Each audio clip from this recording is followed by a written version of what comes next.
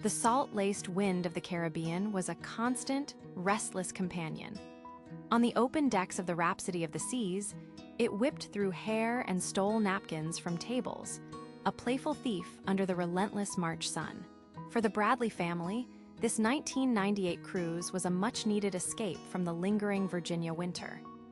Ron and Iva, parents who still looked at each other with an easy affection, watched their two children, now young adults, navigate the strange, floating city with a confidence they had instilled in them. Amy, at 23, was the anchor.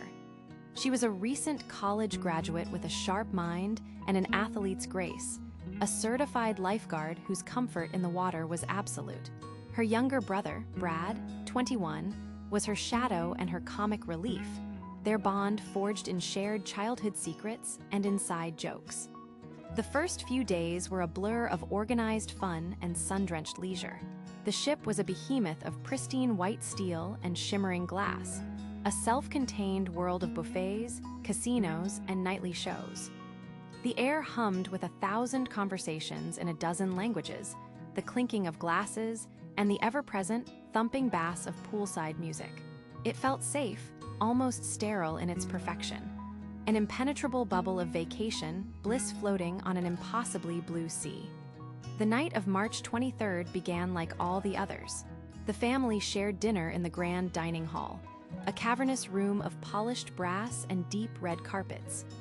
Amy, vibrant in a simple sundress, detailed her plans to find a good spot for snorkeling when they docked in Curaçao the next morning. She was meticulous, a planner, and her enthusiasm was infectious. "You should see the maps," she told Brad, nudging him with her elbow. "There are coves the big tour miss. We could rent our own gear, get away from the crowds. Or," Brad countered with a grin, "we could find the closest bar with the coldest beer." Ron chuckled. A little of both sounds about right. Later, after a typically dazzling but forgettable stage show, Amy and Brad decided to head to the ship's disco. The club, located deep in the vessel's hull, was called the Neptune's Lounge. It was a sensory overload. Strobe lights fractured the darkness, and the music from the live band, a touring group called Blue Orchid, was a physical force that vibrated through the floor. Amy, a natural dancer, pulled Brad onto the crowded floor. She moved with an uninhibited joy, laughing as her brother tried to keep up with her fluid rhythm.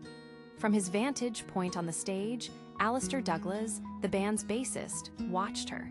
Known to everyone as Yellow because of his penchant for a single, garish yellow accessory with every outfit, he was charismatic in a practiced, predatory way. He caught Amy's eye between songs, offering a slick smile. During the band's break, he made his way through the throng directly to her. "You've got some moves," he said, his voice a low drawl that barely carried over the DJ's filler music. "I'm Yellow, Amy," she replied, her smile friendly but guarded. "And this is my brother, Brad." Yellow's eyes flickered to Brad for a fraction of a second before returning to Amy. "Your brother, right, you two are close." It wasn't a question. "I've been watching you dance. You move like you belong to the music." The compliment was smooth, but there was an intensity in his gaze that made Brad shift uncomfortably. He felt a primal, protective instinct kick in. "We were just about to get another drink," Brad interjected, placing a hand on Amy's arm. "Let me get it for you," Yellow offered instantly. "What are you having?" "We're good, man. Thanks," Brad said, his tone firm but polite. Amy, ever capable of handling herself, gave a small, dismissive shake of her head. "Thanks, but we're fine." The interaction was brief, lasting no more than a minute, but it left a strange residue.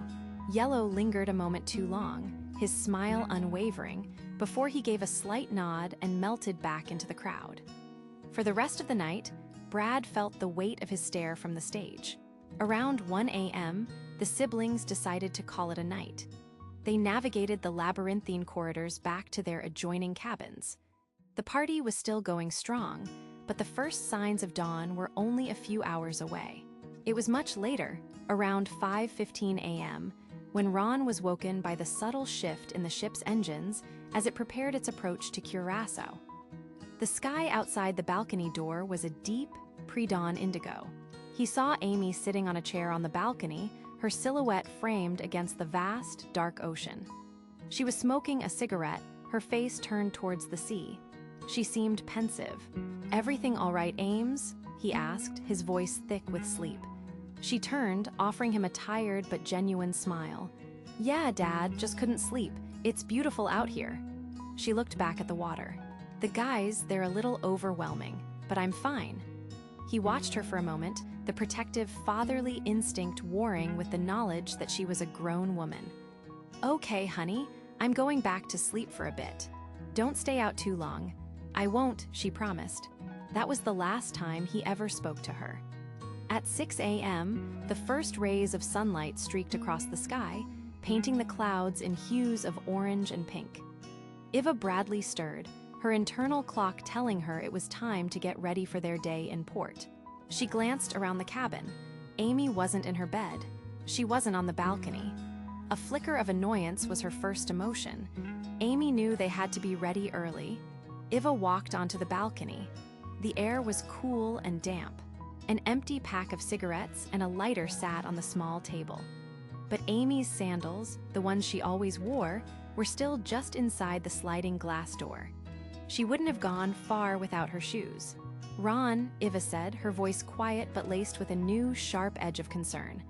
"Ron, wake up. Where's Amy?" Ron sat up, rubbing his eyes. "What? She was just on the balcony." He looked, his heart giving a sudden, hard jolt. The empty chair seemed to mock him. He checked Brad's room. Empty. Panic, cold and swift, began to snake its way into the cabin. They searched the nearby hallways, their calls of her name sounding small and pathetic against the ship's morning hum. They quickly went to the purser's desk, their faces tight with anxiety. The crew member behind the counter offered a placid, reassuring smile that felt like a slap in the face. "I'm sure she's just with a new friend, ma'am. The ship is very large. People lose track of time." "No," Eva insisted, her voice rising. "You don't understand.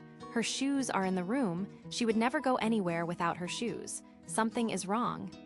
The crewman's smile didn't falter. He pulled out a form. "We can make an announcement for her, but we must ask you to wait. We cannot page a passenger until 8 a.m. It's ship policy." Policy. The word hung in the air, sterile and indifferent. As the minutes ticked by, the Bradley family felt a terrifying realization dawning. They were on a floating city in the middle of the ocean.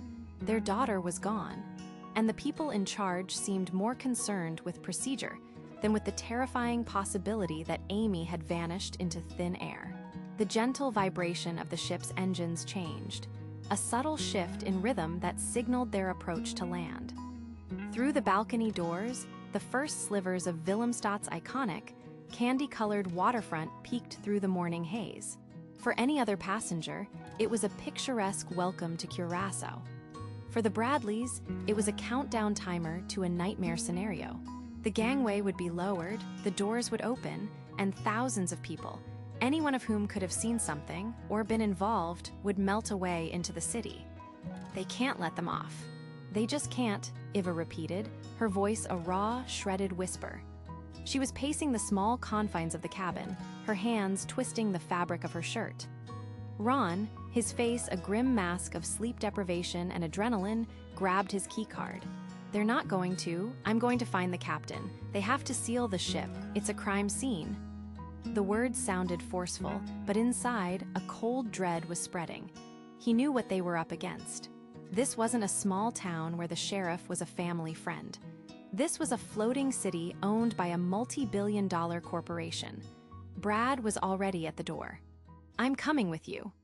His eyes, red-rimmed and shadowed, held a flicker of the previous night's guilt, now forged into a protective fury. He had been with Amy. He had let her walk back to the cabin alone. The thought was a hot poker in his gut. They found a senior officer on the Lido deck, a man with crisply starched whites and an expression of practiced patience. He listened to Ron's frantic plea with a detached professionalism that was more infuriating than open hostility. "Sir, I understand your concern," the officer said, his voice smooth and placating. "But we cannot hold the ship. We are on a strict schedule. Port authorities are waiting." Our daughter is missing. Iva's voice cracked, drawing stares from nearby passengers who were lining up for the breakfast buffet, oblivious. She could be hurt. She could be somewhere on the ship, unable to call for us. We have initiated a ship-wide search, ma'am, the officer assured them, though he avoided making direct eye contact. Our security team is checking all public areas and crew-only sections. We want to speak to the captain, Ron insisted, his voice low and firm. Now, the officer's jaw tightened almost imperceptibly. He spoke into his radio, a series of clipped codes and jargon, before leading them to a small, wood-paneled office near the bridge. The captain, a Norwegian man with a weathered face and eyes that had seen 1,000 ports, stood to greet them. His handshake was firm, his demeanor one of absolute control. "Mr. and Mrs. Bradley," he began, his voice calm and authoritative. "I was just briefed. I am terribly sorry for your distress. Please be assured we are doing everything protocol dictates." "Protocol?" Brad scoffed, unable to contain his frustration. "Your protocol is taking too long. My sister is gone. You need to stop people from leaving this ship until you find her." The captain's gaze settled on Brad, not unkindly, but with the unyielding weight of command. "Son, I understand your feelings, but you must understand mine. I have 3,000 passengers and 1,500 crew members. We are in international waters, now entering the jurisdiction of Curaçao. I cannot legally detain thousands of people without concrete evidence of a crime. A missing person report at this stage does not meet that threshold." "So what are you saying?" Ron's voice trembled with suppressed rage. "You're just going to open the doors and let everyone go?" "We are conducting a thorough search," the captain repeated, the words sounding hollower each time. "We've made an announcement. We've asked all passengers to check on their party members. If your daughter is on the ship, we will find her. Once we dock, the local authorities will be notified and will come aboard to take a formal report." It was a wall, a polite, procedural, insurmountable wall. They were being managed, their panic contained like a minor spill on deck. As they were escorted out of the office, the ship gave a final, deep shudder and came to a stop. The announcement they had dreaded echoed through the corridors. "Good morning, passengers. We have officially docked in the beautiful port of Willemstad, Curaçao. The gangways will be open for disembarkation in approximately 15 minutes." Defeated, they stumbled back to the main deck, watching as the crew prepared to open the doors to the world. The search they had been promised felt like a ghost. They saw a few crew members glancing into lounges, calling Amy's name without conviction, their movements slow and casual. It was a performance. As the first wave of tourists, clad in bright floral shirts and armed with cameras, began to surge toward the exit, a man broke from the line. He was in his late 50s, with a nervous energy, his eyes darting around as if he were being watched. He approached the Bradleys, who were standing like statues of grief by a railing. "Excuse me," he whispered, his voice barely audible over the cheerful din. "Are you the family of the missing girl, Amy?" Iva's head snapped up. "Yes, have you seen her?" The man licked his dry lips, clutching the strap of his binoculars. I don't know, maybe. Last night it was late. I couldn't sleep, I was out on my balcony, deck 9. He pointed upwards. "I saw her, I think it was her, with some of the band members." Brad's heart seized. "Yellow," the man's eyes widened in recognition. "Yes, that one. The one with the distinctive look. He wasn't alone. There were 2 other crewmen with him. They weren't just walking with her.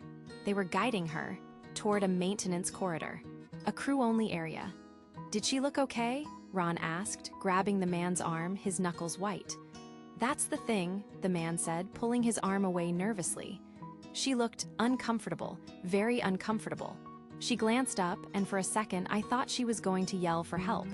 But they just steered her through the door and it closed."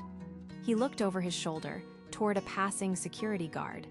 "I didn't think anything of it, really. You know, young people, partying. But when I heard the announcement this morning, you have to tell the captain, tell security," Iva pleaded, her hands clasped together. The man took a step back, shaking his head, fear clouding his face. No, I can't, I'm sorry." My wife, we're on vacation. I don't want any trouble. These cruise lines, they're powerful. They have lawyers. I saw what I saw, but I'm not getting involved officially." He fumbled in his pocket and pulled out a business card. "This is me.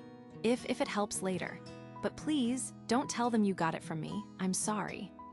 Before they could say another word, he scurried away, swallowed by the crowd heading for the gangway. Ron, Iva, and Brad stood frozen, the man's business card feeling like a lead weight in Ron's hand. The colorful buildings of Curaçao blurred through their tears of frustration and terror. The ship was emptying. The crew had lied. And now they had the first terrifying piece of evidence that Amy hadn't just wandered off. She had been taken. The sliver of information from the nervous passenger felt less like a key and more like a shard of glass. Sharp, dangerous, but the only thing they had to hold on to. Clutching it, Ron and Iva, with a tense and silent Brad in tow, navigated the bustling corridors of the Rhapsody of the Seas. The ship, once a vessel of leisure, now felt like a floating prison whose walls were closing in. The cheerful, piped-in calypso music was a mocking soundtrack to their nightmare. They found the ship's security office tucked away in a sterile, impersonal hallway on a lower deck, a world away from the sun-drenched Lido decks above. The air inside was cold, recycled, and smelled faintly of disinfectant. A man in a crisp white uniform with gold epaulets sat behind a metal desk. His name tag read Officer Miller, and his face was a practiced mask of professional calm that bordered on indifference. Ron, his voice strained but steady, recounted the story for what felt like the 100th time. He explained Amy's disappearance, the family's immediate concern, and then the crucial new piece of information. "A man, another passenger, he saw her," Ron said, leaning forward, trying to impress the urgency of the situation upon the officer. "He said he saw her with the bass player from the band, a man they call Yellow, and some other crew members. They were taking her to a service elevator, a restricted area. The passenger said she didn't look comfortable." Officer Miller listened, his fingers steepled. He made a few notes on a form with a slow, deliberate hand. When Ron finished, the officer looked up, his eyes betraying no emotion. "I see. And this passenger, did you get his name? His cabin number?" Iva's hope, which had flickered so brightly just moments before, began to dim. "No," she said, her voice trembling slightly. "He was frightened. He didn't want to get involved. He just wanted us to know." Miller nodded slowly, a gesture of feigned understanding. "I appreciate you bringing this to my attention, Mr. and Mrs. Bradley. However, you must understand our position. Without a name, without a witness who is willing to make an official statement, this is hearsay. It's a rumor." "It's not a rumor." Brad's voice cracked through the cold air like a whip. He had been standing by the door, his arms crossed, his jaw clenched so tight a muscle pulsed in his cheek. "A man saw my sister being dragged away by your crew." "Son, I understand you're upset," Miller said, his tone shifting from professional to patronizing. "But we cannot launch a full-scale investigation, detain crew members, or disrupt the entire ship's operations based on an anonymous tip. We have a protocol for these things. We have conducted a search of the public areas. We will log your report." He gestured to the form on his desk as if it were a sacred artifact that would solve everything. "Log our report?" Iva's voice was incredulous. "My daughter is missing. She may have been taken. And you're going to log it?" Just then, the door opened, and two men in the light blue uniforms of the Curaçao police force stepped inside, accompanied by the ship's captain. The humid, salt-tinged air of the island seemed to follow them in. For a moment, a fresh wave of hope washed over Ron. Local authorities, real police, they would have to listen. He quickly explained the situation again, this time to the senior Curaçao officer, a man with a tired face and kind eyes. The officer listened patiently, his gaze shifting from Ron's desperate face to Iva's tear-streaked one, and then to the impassive ship's captain. When Ron was finished, the officer sighed. "Sir, I understand your pain," he said in heavily accented English. "This is a terrible situation, but our jurisdiction is complicated. While the ship is docked in our port, the incident occurred in international waters. This is primarily a matter for the ship's security and the flag state of the vessel. We are here as a courtesy to assist in their investigation." He gestured towards Officer Miller, who gave a slight, almost imperceptible nod. "If they find evidence of a crime, we will, of course, provide our full support. But without evidence or a formal statement from your witness," he left the sentence hanging, the implication clear. They were trapped in a bureaucratic no man's land. The ship was passing responsibility to the local police, and the police were deferring back to the ship. In this endless loop of procedure and protocol, Amy was lost. The conversation was over. They were politely dismissed, ushered back into the corridor, while the sounds of passengers laughing as they headed down the gangway to Willemstad echoed around them. The contrast was a physical blow. They stood there for a moment, a shattered family unit adrift in a sea of indifference. Defeat was a heavy cloak. Iva leaned against Ron, who wrapped an arm around her, though his own posture was slumped. But Brad wasn't defeated. He was incandescent with rage. The guilt from the night before, leaving Amy at the club, not walking her back to the cabin himself, was a fire in his gut.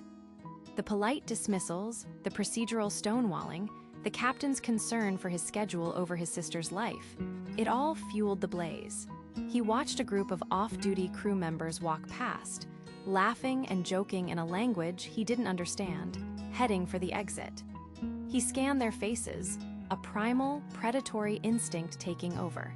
He was looking for one face in particular, yellow dreadlocks, a cocky smile. "They're not going to do anything," Brad said, his voice low and dangerous. "They're protecting their own. They're letting him get away." "Brad, we have to be smart about this," Ron started, his voice weary. "We'll keep pushing. We'll call the FBI. We'll call our embassy. We can't just what, Dad? Sit here and fill out forms while he walks right off this ship." Brad pulled away from the wall. His eyes were fixed on the gangway, the gateway to the vibrant, chaotic streets of Curaçao. A plan, reckless and desperate, was forming in his mind. If the authorities wouldn't find Yellow, he would. "Brad, wait," Iva pleaded, seeing the resolve in his eyes. But it was too late. He gave them one last look, a mixture of love, apology, and raw determination. Then, without another word, he turned and blended into the stream of disembarking passengers, his shoulders set. He was no longer a tourist heading for a day of sightseeing. He was a hunter, descending into a foreign city, driven by guilt and a desperate need for justice, alone. The moment Brad's feet hit the hot pavement of the Curaçao cruise terminal, the world seemed to tilt. The oppressive, humid air, thick with the smell of salt and diesel, was a physical blow. Tourists, giddy with the promise of a day in paradise, flowed around him like a brightly colored river, their laughter and chatter a dissonant soundtrack to the frantic drumming in his ears. He pulled the brim of his baseball cap lower, a flimsy disguise against the thousands of eyes he felt boring into him. Every uniformed Port Authority officer, every smiling taxi driver, felt like a threat, an obstacle ready to stop him, to send him back to that floating prison where his sister had vanished. Willemstad unfolded before him, a jarring explosion of color. The Handelsgade waterfront, with its iconic Dutch colonial buildings painted in vibrant pastels of blue, yellow, and pink, looked like something from a postcard. But the beauty was lost on Brad. To him, it was a labyrinth. He had no plan, no map, only a name, Yellow, and a burning image of Amy's face, her smile from the club last night now a ghostly, accusing memory. He started walking, letting the current of people pull him across the Queen Emma pontoon bridge. The bridge swayed gently under his feet, the motion a sickening echo of the ship he'd just escaped. His first attempts were clumsy, born of pure desperation. He ducked into a small bar just off the main square, the air inside cool and dark. The bartender, a middle-aged woman with weary eyes, was wiping down the counter. "Excuse me," Brad began, his voice hoarse. "I'm looking for someone, a musician from the cruise ship. They call him Yellow." The woman didn't even look up. She just shook her head, a short, dismissive gesture. "Lots of ships, lots of musicians, Never heard of him. Her tone was flat, uninterested. He was just another tourist asking a stupid question. The dismissal stung, reinforcing his utter solitude. He pushed on, deeper into the streets of Punda. He avoided the high-end jewelry stores and souvenir shops, searching for the places that felt less polished, more real. He found a narrow alleyway where a few off-duty port workers were smoking in the shade. He tried again, showing them the small, blurry photo of Amy he kept in his wallet. "Have you seen this girl? Maybe with a guy from the Blue Orchid Band." One of the men, burly and sweating through his shirt, glanced at the photo and then at Brad, his eyes lingering for a moment too long. A flicker of something, recognition, pity, crossed his face before it was gone, replaced by a guarded mask. "No, man, haven't seen her." He turned away, ending the conversation. Brad felt a prickle of fear. Did he know something? Or was Brad just projecting his own desperation onto every stranger's face? Meanwhile, back on the Rhapsody of the Seas, the family's cabin had become a tomb. The silence was broken only by Iva's quiet, choked sobs. She sat on the edge of the bed, clutching one of Amy's sweaters, rocking back and forth. The discovery that Brad was also gone had shattered what little composure she had left. "He's gone, Ron. He's out there alone. What were we thinking? We've lost them both."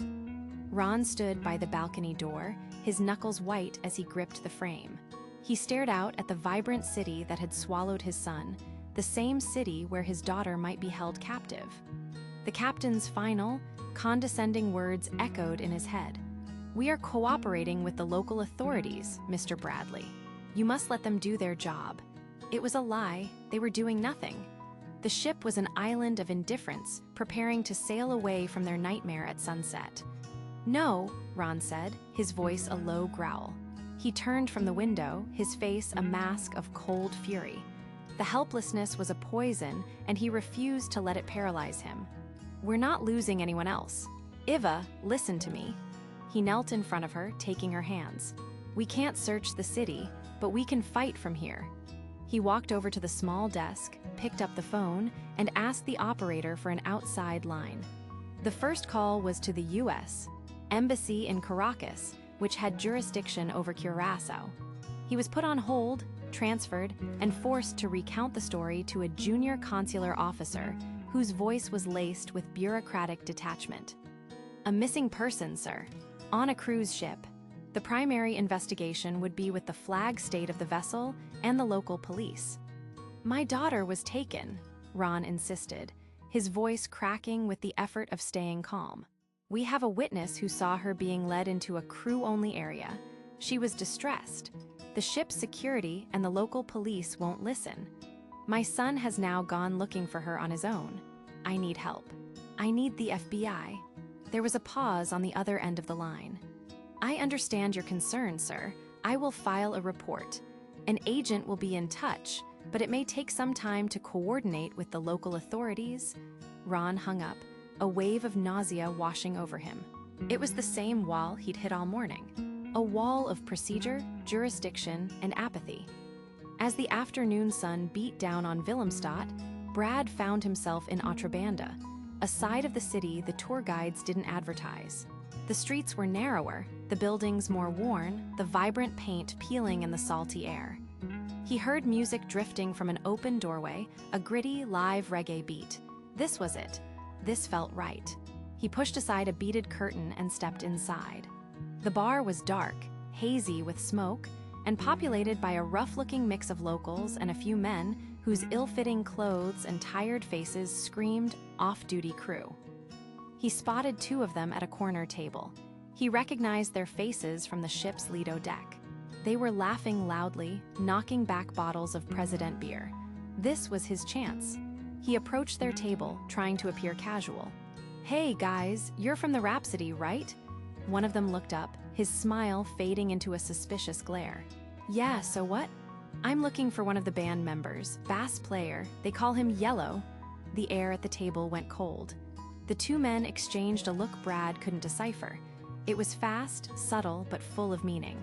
"Never heard of him," the first man said, turning back to his beer. His partner remained silent, his eyes fixed on Brad with an unnerving intensity. "He was with my sister last night," Brad pressed, his desperation overriding his caution. "Her name is Amy. She's missing." The second man finally spoke, his voice low and menacing. "You should go back to the ship, man. You're in the wrong part of town. People get lost here all the time." It wasn't a piece of advice. It was a threat. Brad's blood ran cold. He had found something. He didn't know what it was, but it was dangerous, and it was coiled right here in this dark, smoky bar. As he slowly backed away, the man's words hung in the air, a chilling confirmation that he was no longer just searching for Amy. He was being hunted himself. The humid air of the alley clung to Brad like a second skin, thick with the stench of stale beer and decay. The crewmen's laughter echoed in his memory, sharp and cruel. Every shadow seemed to hold a threat, every distant shout a new danger. He wasn't just a brother looking for his sister anymore. He was a problem they were aware of. He stumbled out of the alley and back onto the cracked pavement of Atrabanda, his heart hammering against his ribs not just from fear, but from a profound sense of isolation. He was utterly, terrifyingly alone. He walked without direction, the vibrant, pastel-colored buildings of Willemstad blurring into a meaningless watercolor of dread. The setting sun cast long, distorted shadows that stretched like grasping fingers across the streets. He had to get back to the ship, tell his parents what he'd learned. But the thought of returning empty-handed, of boarding that vessel without Amy, felt like a betrayal. Worse, the crewmen's faces swam in his vision. They knew him now. What would happen if he went back? He looked over his shoulder, half expecting to see them there, their easygoing shipboard smiles replaced by the cold menace he'd seen in the bar. His meandering path led him back toward the harbor, the Queen Emma pontoon bridge glowing with lights as dusk settled over the water. He saw a familiar figure near a cargo loading area, a man in a faded blue work shirt methodically coiling a thick rope. It was the port worker from earlier, the one with the weary, knowing eyes. Julian. On a desperate impulse, Brad approached him. "Hey," Brad started, his voice hoarse. I need help." Julian didn't stop his work, his hands moving with practiced efficiency. "Help is expensive, kid. And I'm off the clock. It's not about money. I found those guys you mentioned, the ones from the band's crew." Brad's words tumbled out, a frantic whisper. "I asked about Yellow. They basically told me to get lost or get hurt." Julian finally paused, his gaze lifting to meet Brad's. He scanned the younger man's face, taking in the raw fear and desperation. He let out a long sigh, a sound of profound fatigue. "I told you it was bad business. You should have listened. Go back to your ship. Forget you saw anything." "I can't, it's my sister," Brad pleaded, his voice cracking. "His name is Yellow. He was with her. Please, if you know anything, where do they go?" "Where would they take someone?" Julian looked away, his eyes fixed on the massive white hull of the Rhapsody of the Seas across the bay. A muscle twitched in his jaw. He clearly wanted no part of this. But something in Brad's plea, the sheer, unvarnished panic of family love, seemed to chip away at his hardened exterior. "Listen to me very carefully," he said, his voice low and urgent. He didn't look at Brad, instead pretending to inspect the rope in his hands. "The ship is their sanctuary, but on the island they're just men. Some men have appetites, they have friends here. They don't always use the main gangway. There are service docks, delivery points. Near the floating market, late at night, people move things they don't want seen in the daylight. That's all I can tell you. Now walk away, don't look back, and don't ever talk to me again." Without another word, Julian finished coiling his rope, slung it over his shoulder, and walked away into the growing darkness of the port, leaving Brad with a sliver of terrifying information. Back on the Rhapsody of the Seas, the atmosphere in the Bradley's cabin was suffocating. Ron had been on the satellite phone for what felt like an eternity, his voice strained as he repeated the story for the third time to a junior staffer at the U.S. Embassy in Caracas, the agency responsible for Curaçao. He was met with the same dispassionate promises of looking into it and following protocol. Iva paced the small room like a caged animal. The sun was gone, and the lights of Willemstad twinkled across the water, a beautiful scene that now felt mocking. Each sparkle was a place Amy could be, a place they couldn't reach. And now Brad was out there, too. "It's no use, Ron," she said, her voice brittle. "They aren't listening, they're just filing a report. We are on this ship, and this ship enabled it. They have the answers, they're just not giving them to us." Ron slammed the phone down, his composure finally shattering. "What do we do, Iva? What in God's name do we do? In a few hours, this ship will sail, and we'll be leaving them both behind." Resolve hardened Iva's features. The time for pleading was over. "We're going to the top," she declared. "Not security, not guest services. We're going to see the staff captain, right now, and we are not leaving until we get the real name of the man who calls himself Yellow." They found the staff captain's office after a tense navigation through crew-only corridors they weren't supposed to be in. A junior officer tried to stop them, but Ron, fueled by a righteous fury he hadn't felt in years, simply pushed past him. They burst into the office of a stern-looking Norwegian man who was reviewing a stack of papers. "Captain," Ron began, his voice shaking with contained rage. "My daughter, Amy Bradley, is missing. Your crew is involved. We need the name and service record of the musician known as Yellow from the ship's band." The staff captain looked up, his expression one of pure annoyance. "Mr. Bradley, this is a restricted area. All information regarding your daughter has been passed to the relevant authorities. I cannot release crew personnel files due to privacy regulations." "Privacy?" Iva shot back, her voice like ice. "My daughter is missing from your vessel. She was last seen with your employee. We believe she is in grave danger because of him. Your refusal to provide a name is not protecting privacy. It's obstruction of a potential criminal investigation. An investigation we will ensure happens, with or without your cooperation. And believe me, when the media learns that Royal Caribbean valued its paperwork over a passenger's life, privacy regulations will be the least of your concerns." The officer's jaw tightened. He looked from Iva's cold, determined glare to Ron's visceral, paternal rage.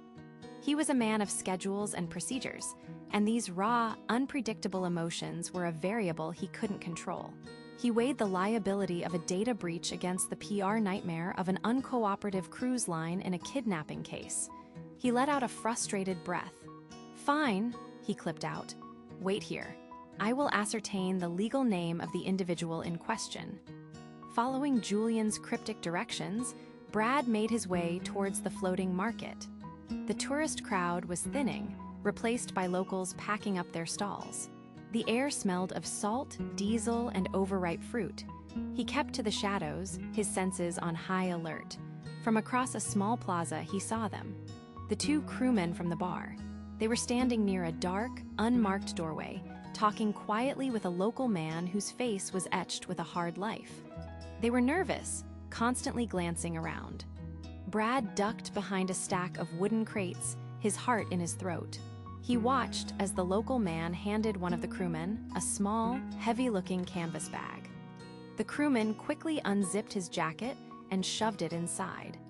A few more hurried words were exchanged before they split up, melting back into the city's labyrinthine streets. This wasn't about a party that went too far. This was something else. Something organized, criminal, and Amy was caught in the middle of it. A wave of nausea washed over him. He was out of his depth, a witness to a crime he didn't understand, and every second was pulling him further from safety. Just then, a deep, resonant blast echoed across the harbor. The first warning horn from the Rhapsody of the Seas. It was a mournful, gut-wrenching sound. A 10-minute warning. On the ship, in a sterile white corridor, Ron and Iva heard the same horn, and it felt like a countdown to the final abandonment of their daughter. And across the water, hidden in the shadows of the port, Brad heard it and knew with chilling certainty. He was being left behind. The third and final blast from the Rhapsody of the Seas horn was a physical blow, a deep, mournful sound that vibrated through the concrete of the pier and up into Brad's bones. It wasn't a signal of departure, it was a verdict. He stood frozen, a silhouette against the garish lights of the port, watching the colossal white ship begin to slide away from the quay. The gap of dark water widened, severing the last physical link to his family, to his life. On a balcony he couldn't distinguish among the hundreds of others. He knew his parents were watching the lights of Willemstad shrink, just as he was watching the vessel that held them grow smaller. A floating city of light and music sailing into an indifferent sea. He was alone. The realization crashed down on him with the weight of the humid Caribbean night. He was no longer a tourist searching for his sister. He was a witness. The men from the bar, the ones with the dead eyes and the quiet menace, had seen him. He had watched them hand over a heavy duffel bag for a thick envelope of cash. He hadn't just stumbled upon a clue. He had stumbled into the middle of their operation. A wave of cold dread, starkly out of place in the sweltering heat, washed over him. The port, once a place of frantic search, was now enemy territory. Every shadow seemed to stretch. Every distant shout sounded like a threat. He forced his legs to move, pulling back from the waterfront and melting into the narrow, cobbled streets of Punda. The pastel-colored colonial buildings, so charming under the afternoon sun, now looked like painted tombs, their windows dark and watchful. He needed to disappear. His mind raced, replaying Julian's warning. The old port worker had risked something to give him that tip. "They are not just musicians, young man. Be careful who you follow." Julian knew he had to find him. But how? He didn't even know his last name or where he lived. All he knew was that the old man worked the early morning shift, his face weathered by the sun and worry. Tomorrow. He just had to survive until tomorrow morning. He found a dark alleyway between a closed-up electronics shop and a souvenir store, the air thick with the smell of stale beer and fried food. He slid down the wall, the rough stucco scraping his back, and buried his face in his hands. The adrenaline that had propelled him for hours was draining away, leaving behind a hollow ache of terror and a crushing sense of guilt. He had left his parents. He had abandoned them on that ship, forcing them to sail away from the last place Amy was seen, and now away from their son. The thought of his mother's face as she realized he was gone was a fresh stab of agony. He had done it to find Amy, but in this dark, foreign alley, that mission felt impossibly large, and he felt terrifyingly small. Aboard the Rhapsody, the slip of paper in Ron's hand felt heavier than an anchor. Alistair Douglas, bass guitar, Blue Orchid Trio.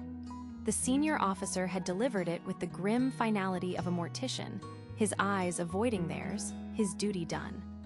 "This is all the information we have on the contractor," he'd said, before turning and disappearing into the ship's labyrinthine corridors, leaving them on the deck as the last ropes were cast off. Now, inside the chillingly silent cabin, Iva was folded onto the edge of Amy's neatly made bed, her body racked with silent sobs.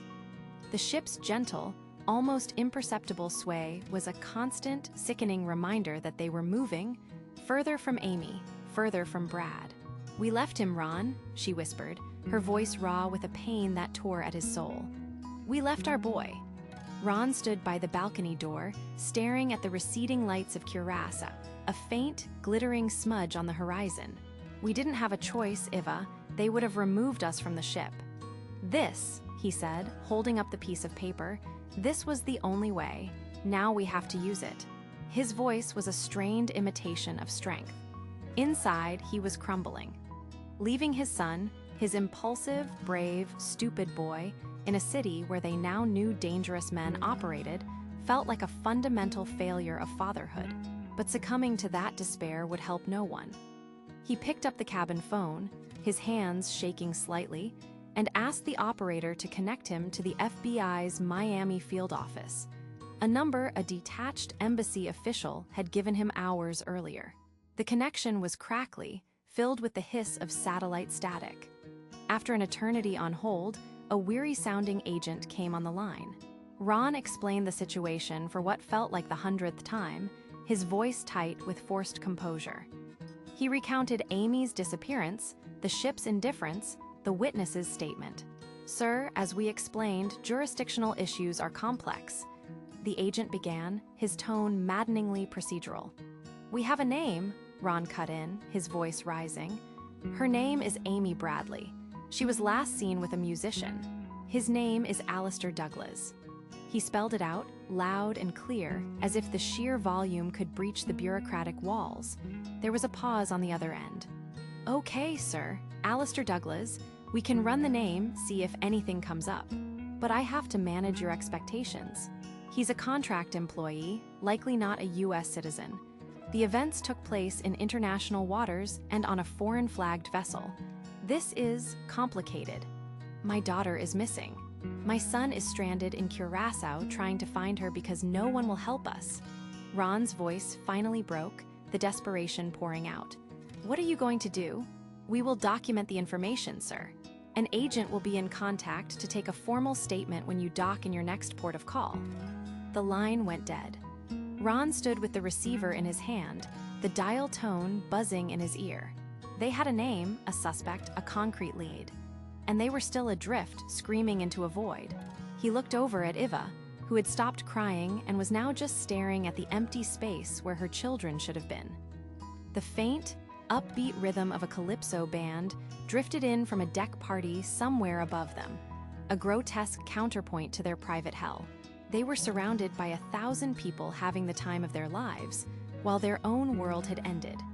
Staring out at the vast, black, empty ocean, Ron knew this was only the beginning of their fight. A long, dark voyage was just getting started. The first rays of the Curaçao sun cut across the alley, painting the grimy concrete in pale shades of orange and pink. For Brad, the light offered no warmth, only exposure. Every shadow he had used for cover during the endless night was now shrinking, leaving him vulnerable. Exhaustion was a physical weight, a grinding ache in his bones, but adrenaline and a cold, hard knot of fear in his stomach kept him moving. He was no longer a grieving brother on a desperate search. He was a hunted witness.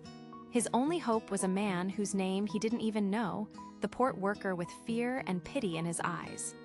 Julian. He pulled the collar of his shirt up, trying to look like anything other than a stranded American tourist. He moved with the early morning crowds trickling toward the port, a river of laborers and merchants. He kept his head down, his eyes scanning the faces, searching for that one flicker of recognition. The port was a different beast in the daylight. The quiet, menacing stillness of the night was replaced by the cacophony of cranes, shouting men, and rumbling trucks. He spotted him near a stack of shipping containers, his back to a corrugated metal wall as he smoked a cigarette, his shoulders hunched. "Julian." Brad approached him cautiously, keeping a container between himself and the main thoroughfare. "Julian," he said, his voice a low rasp. The man flinched, his head snapping up. The cigarette fell from his lips. Fear, pure and undiluted, washed over his face. "Please, you have to get away from me," Julian hissed, his eyes darting around the bustling yard. "They see you with me, we're both dead." "They're already hunting me," Brad countered, stepping closer, blocking Julian's escape. "They saw me last night, I have nowhere to go, my sister. They took my sister, I know they did, you helped me once. Please help me again, I'm not asking you to fight them, I just need something. Anything, a place, a name. Something I can take to someone who can help." He saw the conflict in Julian's eyes, the instinct for self-preservation warring with the man's conscience. Julian looked away, toward the glittering water where the rhapsody of the seas had been just hours before. He was a man trapped by circumstance, working for monsters because it was a job. Finally, his gaze snapped back to Brad's, his decision made. "This is all I know," he whispered, his voice barely audible over the noise of the port. "They don't keep them here. It's too public. They move them west to a house in West Punt. Before they go somewhere else. It's a rental property, isolated. Look for a blue wooden gate. It has a rusted anchor hanging on it. The man they answer to here, the one who arranges it, all they call him El Martillo. The hammer. That's all I have. Now go. Before he brings the hammer down on both of us." It was more than enough.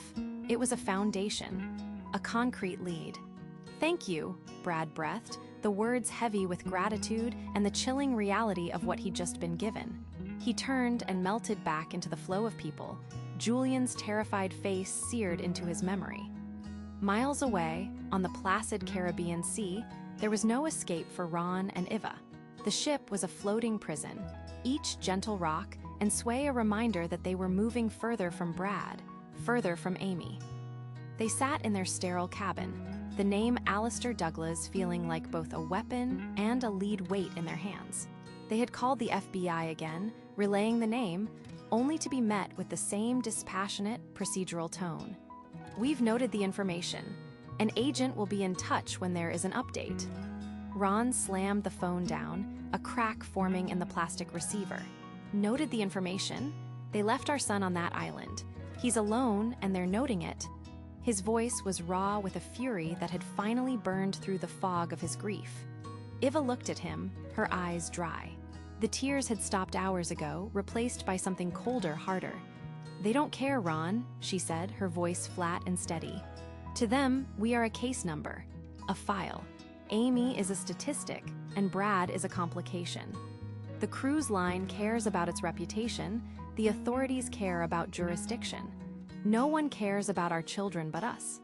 She stood up and walked to the small desk, picking up a pen and a piece of ship stationery. "So we make them care." Ron looked at her, confused. "What are you doing?" "I'm making a list," she said, her handwriting sharp and angry. "Every major news network, every newspaper in Virginia, every talk show host who claims to fight for the little guy. The second this ship docks in San Juan, we are not calling the FBI. We are calling a press conference. We will tell them everything. The crew, the cover-up, Yellow, Alistair Douglas, and how they forced us to sail away while our son was being hunted. If the authorities won't listen to us as parents, then they will listen to us on the 6 o'clock news." In that moment, Ron saw the woman he'd married 30 years ago, the fighter, the one who never backed down. He nodded slowly, a grim sense of purpose settling over him. They had lost their children to the darkness, but they would not lose the war. Brad's war, for now, was a battle of blocks and streets. He knew he couldn't just walk into the US Embassy. He was a target, and his hunters knew the city far better than he did.